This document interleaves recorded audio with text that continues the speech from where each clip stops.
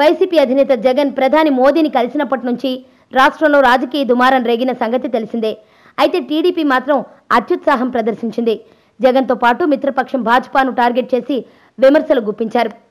రాష్ట్ర కమలదళం కూడా టీడీపీపై అంతే రీతిలో స్పందించింది. భాజపా రాష్ట్ర నాయకత్వం విమర్శించడం అందరికీ తెలిసిందే.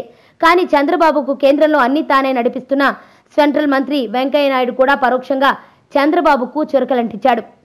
ప్రతిపక్ష నేత జగన్ మోడీని కలవడం తప్పేంటని టీడీపీని ప్రశ్నించారు. ఈ విషయంలో కొందరు ఎందుకు తర్జన భర్జన పడుతున్నారో అర్థం కావడం లేదని ఆశ్చర్యాన్ని వ్యక్తం చేశారు.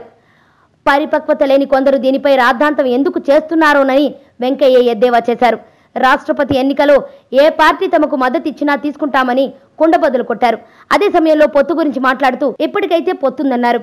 2019 ఎన్నికల సమయంలో ఎవరితో పొత్తు పెట్టుకోవాలో అప్పుడు ఆలోచిస్తామని చెప్పడం సర్వత్రా అనుమానాలకు దారితీసింది.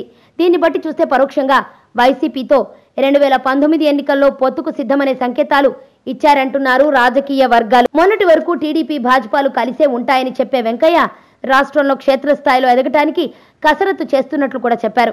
వెంకయ్య చంద్రబాబులు కలిసినంత వరకు భాజపా ఎదగదని స్థానిక భాజపా నేతలే ఎన్నోసార్లు కేంద్ర నాయకత్వానికి నివేదికలు ఇచ్చారని జరుగుతున్న ప్రచారం జరుగుతోంది.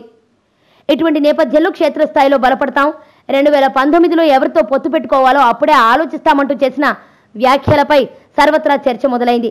దీన్ని బట్టి చూస్తే వెంకయ్య నాయుడు కూడా బాబుకు హ్యాండ్ ఇచ్చినట్టేననే వార్తలు గుప్పుమంటున్నాయి.